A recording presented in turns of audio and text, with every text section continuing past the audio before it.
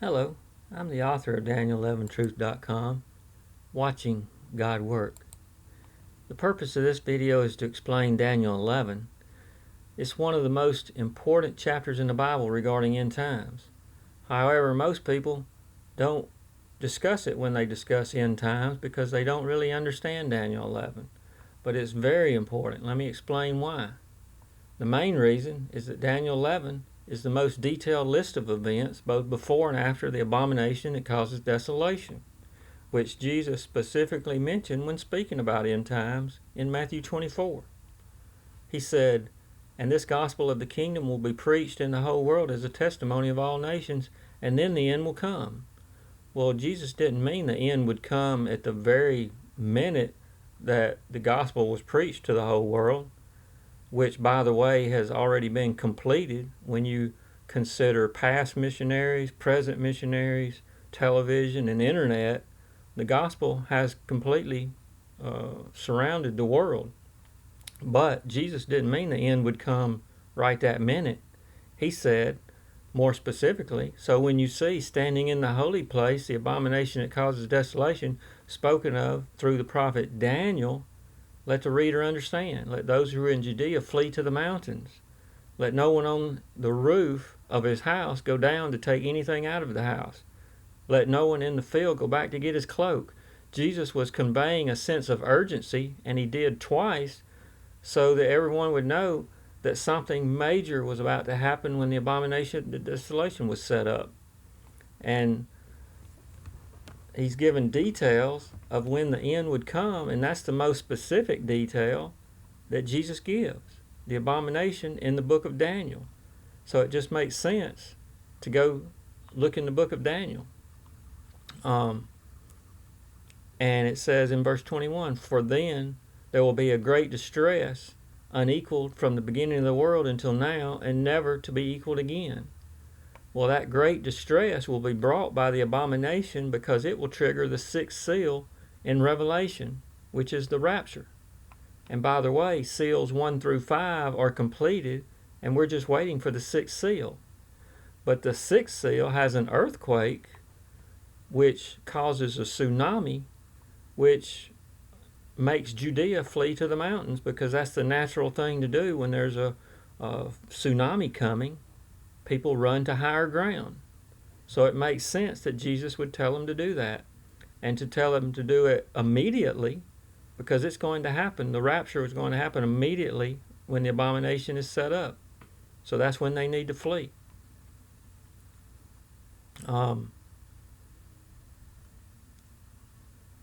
So summarizing the importance of Daniel 11 basically is because it contains the abomination, which Jesus said to watch for, and it's contained in Daniel 11:31.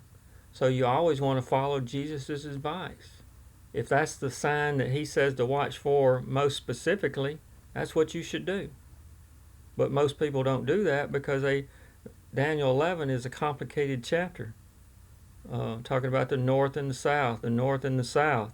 The abomination is just one verse of it in verse 31. But Daniel 11 was called God's book of truth in 10:21. The angel tells Daniel that right before he starts dictating what the north and the south does. And then Daniel 11 was sealed until the time of the end, as it says in 12:4. So it's obviously important to end times. But notice God didn't say it would be sealed forever. He said until the time of the end, which we're at the time of the end now. So now it's being unsealed so that people can understand it, specifically to this generation. And it's being unsealed by Daniel11truth.com. There's only, like I say, it's a complicated chapter, and there's only been two other interpretations of Daniel 11. The one that most people follow was Matthew Henry's in 1706. I don't know if he was the one who came up with the entire interpretation, but he published it in his commentary in 1706, so he gets most of the credit. But he was obviously wrong. He says the four winds in verse 4 were the 4 divisions of Alexander the Great's empire, and he describes most of it using the first 2. But in doing so, he says the abomination was the altar of Zeus that was set up by Antiochus Epiphanes in 168 BC.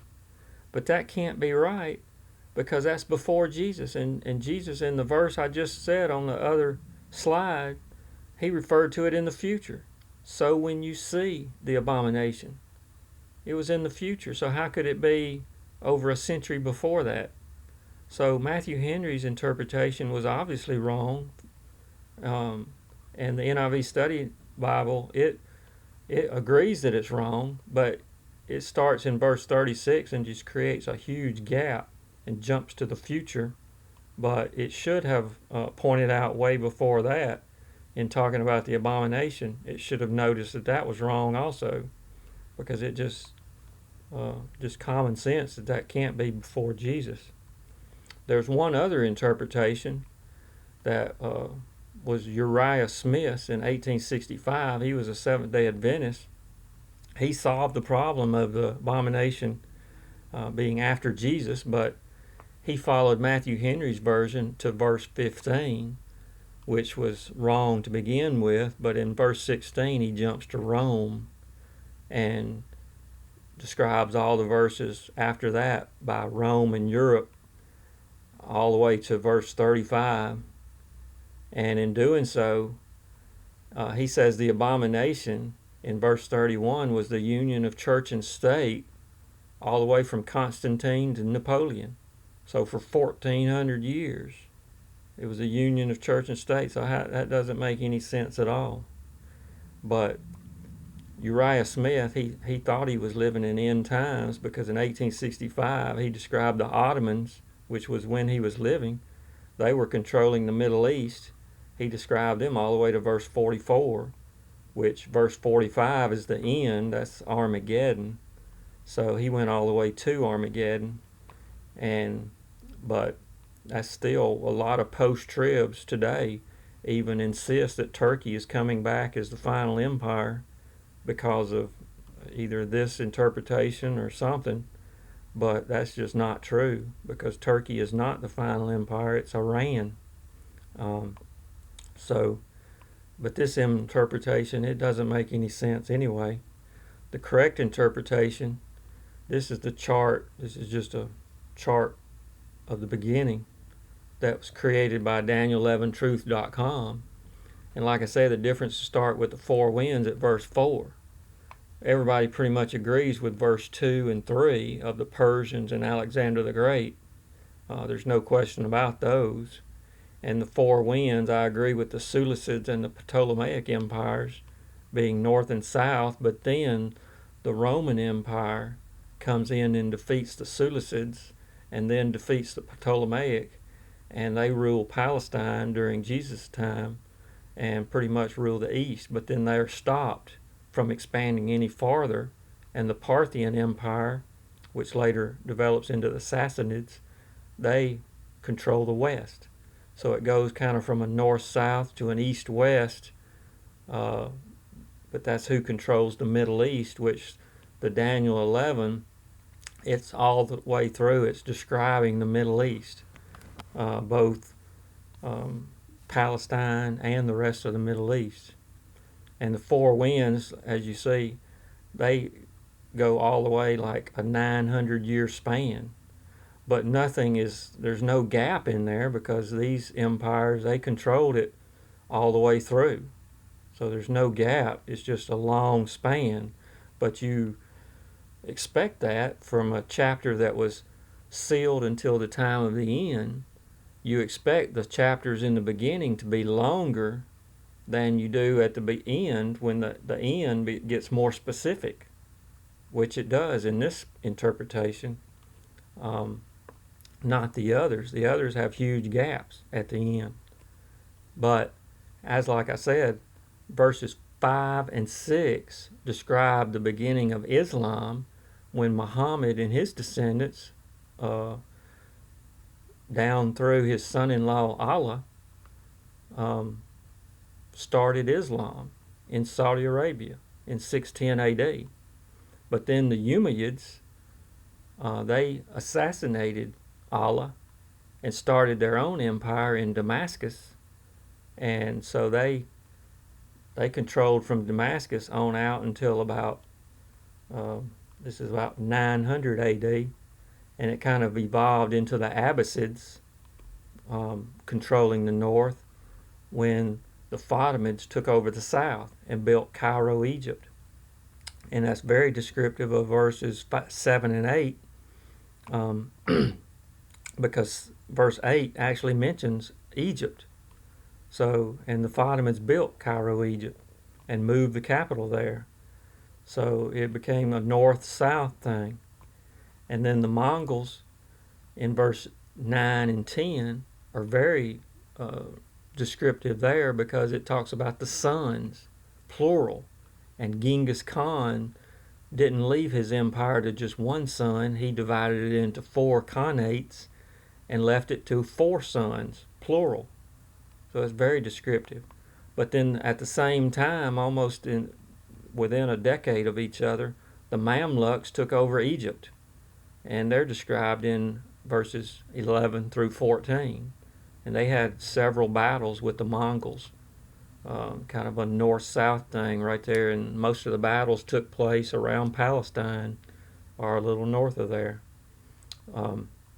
until the Ottomans came along and defeated the last Mongol empire in Syria, and then later defeated the Mamluks in Egypt also, and united the empire for about 400 years. And they're described very specifically in verses 15 through 19. I'm just not going to go through those verses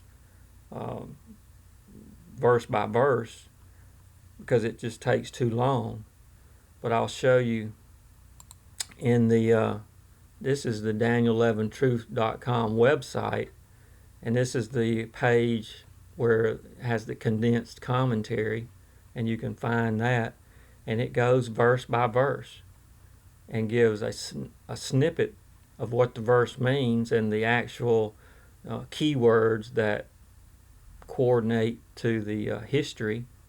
And then if you click on the actual page numbers, it gives a much more detailed description that would go along with the verse. So there's no question each verse goes along with the historical account, and then when you take each verse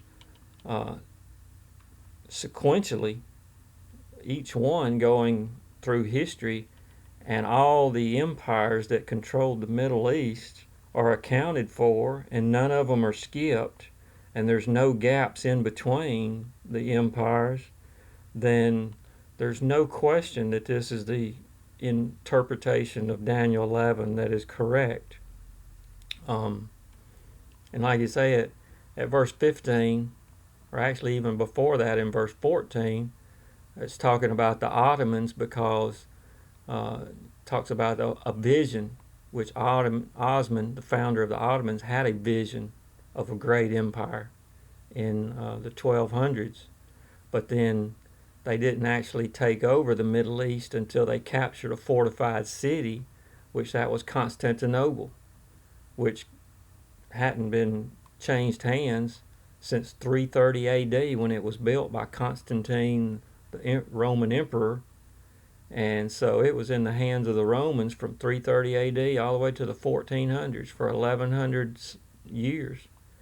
And the Ottomans changed the name to Istanbul, which it remains today. But verse 15 is the only verse that mentions anything about a particular city. So it's, it's pretty sure that that's Constantinople. And then the Ottomans, says in verse 19, says they will stumble and fall to be seen no more, which is exactly what they did when they sided with Germany in World War I. And of course the Germans lost, and so therefore the Ottomans lost, and their empire was divided up, and they were seen no more. Exactly at the end of verse 19. And in World War I, the British Mandate took over, which divided the Middle East between the British and French. But it says his successor will send out a tax collector to maintain the royal splendor. And that's exactly descriptive of the British, because of the royal splendor. The British were instrumental in discovering oil in the Middle East. So they got a lot of the taxes from the oil. They got a lot of the revenue for many decades, until the 60s and 70s. It said, in a few years, however, he will be destroyed, yet not in anger or in battle. Well, he wasn't. It was the governments over in the Middle East finally wised up, and they nationalized their oil fields so that they wouldn't be taking all the money. And in 1972, the last disputes were settled in international courts. So the British sued them for nationalizing their oil fields, or vice versa. Anyway, it was settled, and the British were kicked out of the Middle East, yet not in battle. They were done so in courts. So it matches up perfectly with verse 20. And then verse 21, he will be succeeded by a contemptible person who has not been given the honor of royalty. That's exactly descriptive of Ayatollah Khomeini, who was not given the honor of royalty because they created, after the Islamic Revolution, they created a theocratic republic. And republic means that they have elections. So they don't have a royalty. They don't have a king or a sultan or anything like that. He was declared supreme leader. But it says he will invade the kingdom when its people feel secure, and he will seize it through intrigue, meaning in a unique way. Khomeini was exiled to Paris when the Islamic Revolution took place, and he incited them through newspaper articles and such. So it was seized through intrigue. It was a unique way. And then it starts with America's role in verse 22. But let me just go back to this other slide. That goes up through verse 21, and then everything starts getting closer together. Like I say, you can't even, if I put them on the, here, they'd just be too close together to show.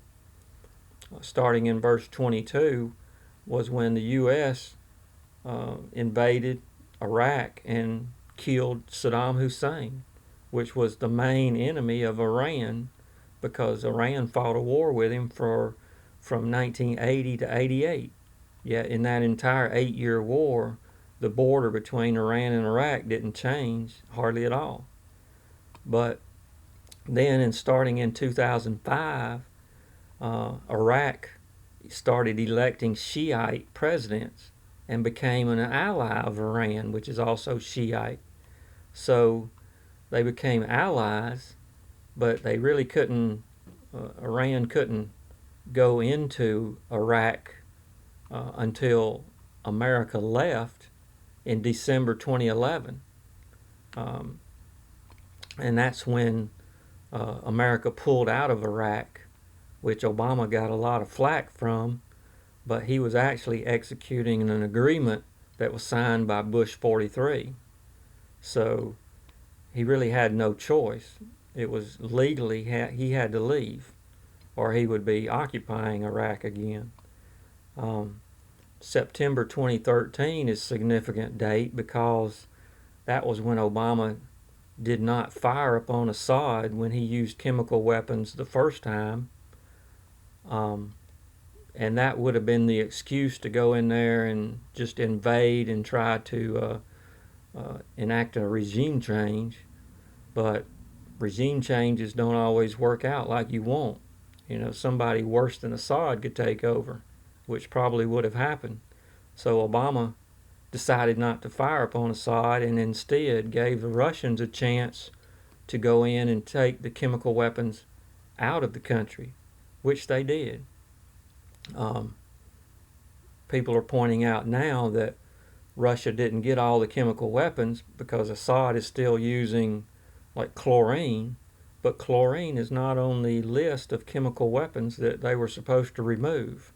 Chlorine is something you're supposed to put in your swimming pool to kill bacteria, but it's not something you're supposed to drop in bombs and suffocate people. But still, it was not on the list of chemical weapons that Russia was supposed to remove. Another reason why Obama didn't fire upon Assad is that the agreement with the nuclear agreement with Iran was pending with the P5+1, and you see that it was signed just 2 months later in 2013, and Iran was supporting Assad big time against the rebels and against ISIS, or actually just the rebels at that time. ISIS was part of the rebels at that time, but Iran was supporting Assad. So if Obama had went in there with guns blazing because of the chemical weapons, then it would have spoiled the nuclear agreement. So that's another reason why he didn't fire upon him at that time. And that's when the interim nuclear agreement was signed, and then it was all the details were ironed out, and it was finally signed in July 2015. But the start of it was in 2013. The ISIS invasion of Mosul, Iraq, fulfilled verse 24 in June 2014, and that was extremely important because it gave Iran the excuse to go into Iraq militarily and also into Syria militarily, but especially Iraq, where America also went back into Iraq at that time to try to fight ISIS, and the Shia militias, which were controlled by Iran, were actually at one time cooperating with America. They're not cooperating anymore, but at one time when they were fighting ISIS, they were cooperating. But the invasion of ISIS was very important and gave Iran the chance militarily to go into the Middle East. Then Saudi Arabia in March 2015 invaded Yemen, and that was also had something to do with Iran, because Saudi Arabia was accusing the Houthis of being supported by Iran. Well, it's questionable whether Iran supported the Houthis to start with, but after Saudi Arabia invaded them, then they definitely started being aided by Iran, and now it's a full-fledged proxy war between Iran and Saudi Arabia down in Yemen, and it's a terrible situation down there, but it fulfilled verse 25. Verse 26 is when the Turkish coup was attempted.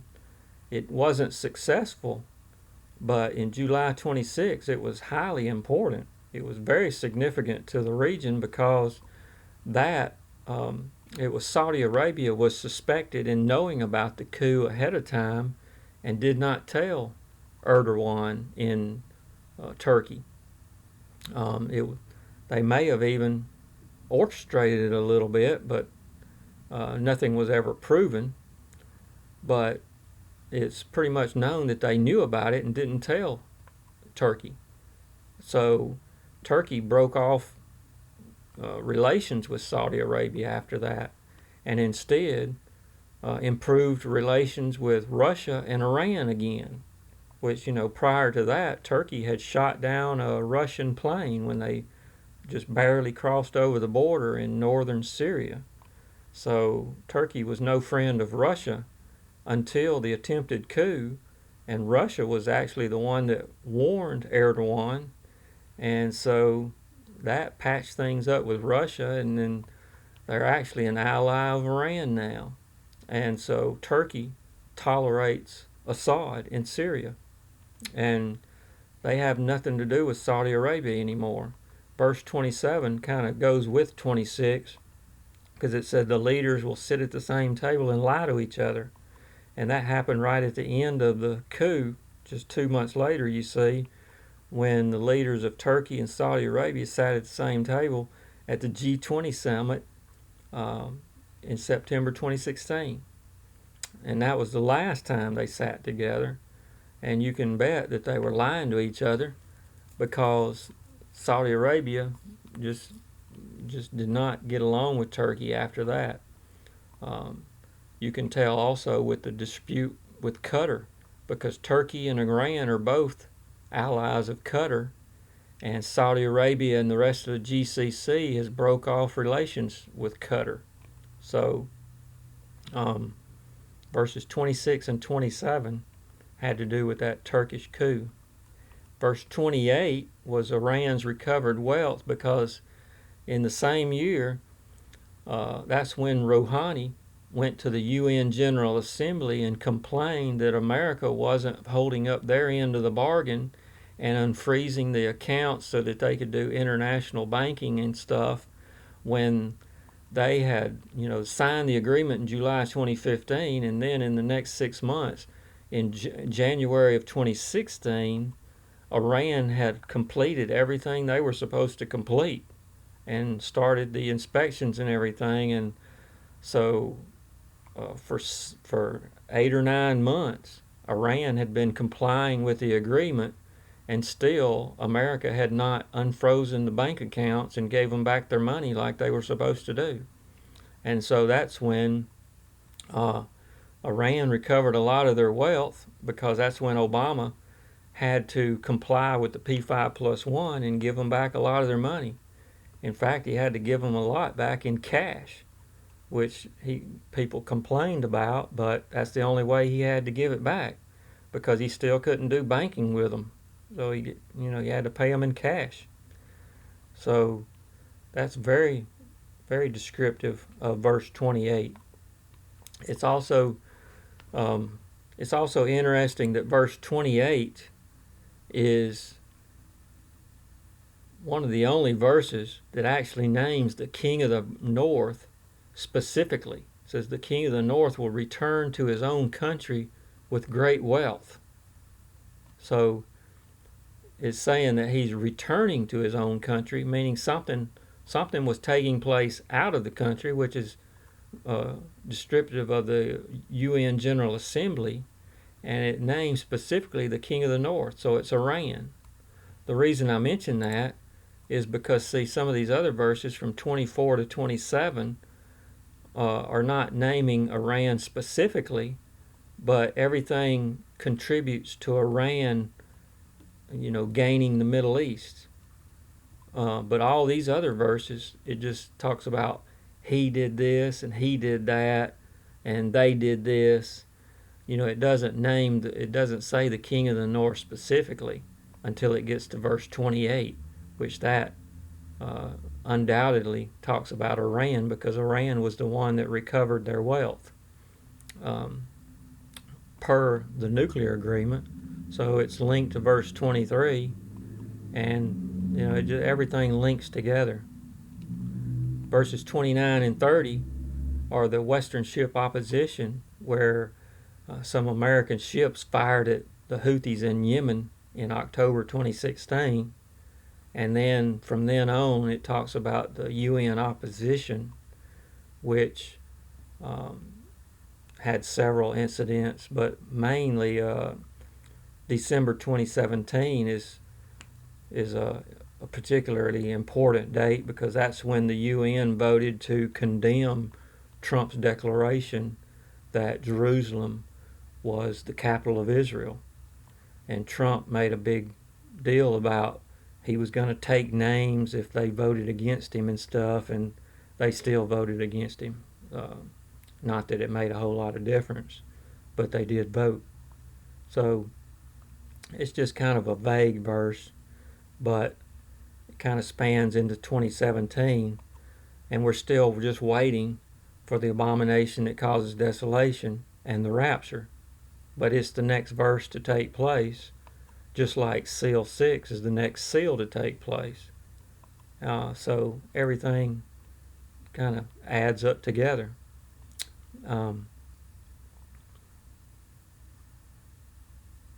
So starting in verse 32, you see that starts the post-rapture. The abomination is the rapture, only pending one left.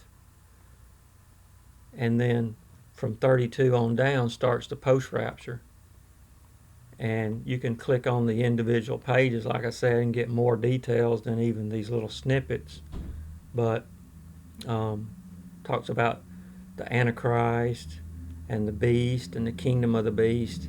It's actually just giving details and not really a full timeline, because the post-rapture verses are just all grouped together.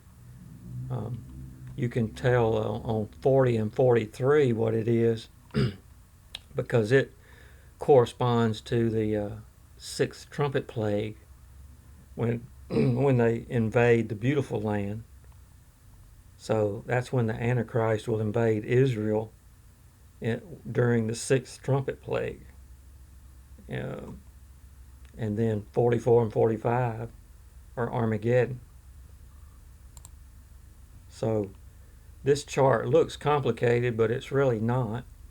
It just talks about the 2300 days that are mentioned in Daniel 8, verse 13 and 14, that go from the abomination to the reconsecration of the sanctuary in Daniel 8, 2300 days.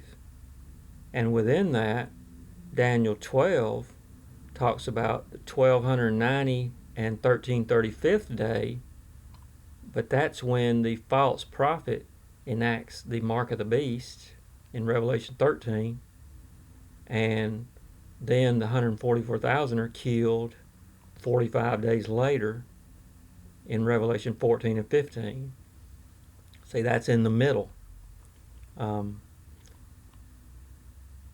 That's the reason Jesus, in also another verse in Matthew 24, he says that for the sake of the elect, those days will be shortened. Because if they were not shortened, no one would survive.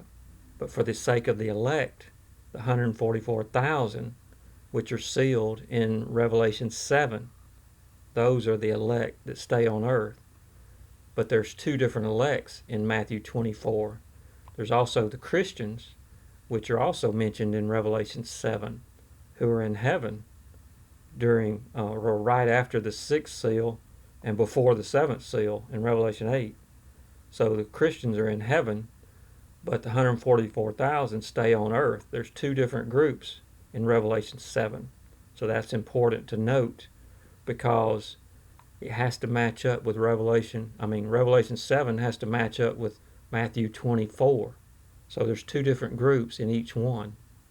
And like I said, the sixth trumpet was when Israel was attacked, and that's when the two witnesses are killed. And then 3.5 days later they ascend to heaven, but that happens at the 1260 mark, because that's how long they prophesy in Jerusalem, 1260 days. So you see that 30 days after they're killed, the false prophet enacts the mark of the beast, at least in Israel. He may enact it before that other places, but in Israel they're forced at day 1290. So they only have to avoid the mark of the beast for 45 days, which that's fortunate, because 45 days is about all you can go without food if you don't take the mark of the beast and can't buy and sell. So anyway, they're going to be stretching it just to go 45 days. But naturally, they couldn't enact the mark of the beast in Israel with the two witnesses there, because the two witnesses had great power. But they're killed at 1260, which enables that to happen. So there's a lot happening in the middle of tribulation, or the middle of the 2300 days. And that's at the end of the 70th seven, because the trumpet plagues actually take place during the second half of the 70th seven. The first half of the 70th seven actually takes place before the rapture. It's just hard to identify what starts the 70th seven.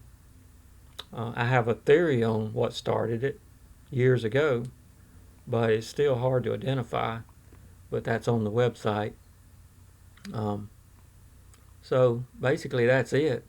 Armageddon is the seventh bowl, which takes place near the 2300th day when Jesus comes down during Armageddon, followed by us that during the rapture, when the Christians go to heaven during the rapture, while all this is happening on earth, the Christians are in heaven enjoying the wedding supper of the Lamb for 2300 days. And then toward the end of that, the Christians follow Jesus down for Armageddon and then reign with Jesus for 1,000 years on earth after the sanctuary is reconsecrated. And then the war with Gog and Magog is after the 1,000-year reign. As it says in Ezekiel 38, it matches Revelation 20 because both of those describe fire coming from heaven. And that's the only time fire comes from heaven is during the war with Gog and Magog. In Armageddon, which is Revelation 16, fire doesn't come from heaven. Just 100-pound hailstones do, which defeat the army of the beast. But Armageddon is before the 1,000-year reign. Gog and Magog is after the 1,000-year reign, when Satan is released the last time in Revelation 20. And the fire that is released that kills all of them coming against God's people destroys the earth with fire. And then that's when God creates a new heaven and new earth, and he dwells with humans after that. So that's after the 1,000-year reign. So that's pretty much it. So you can find more details at daniel11truth.com, and praise Jesus.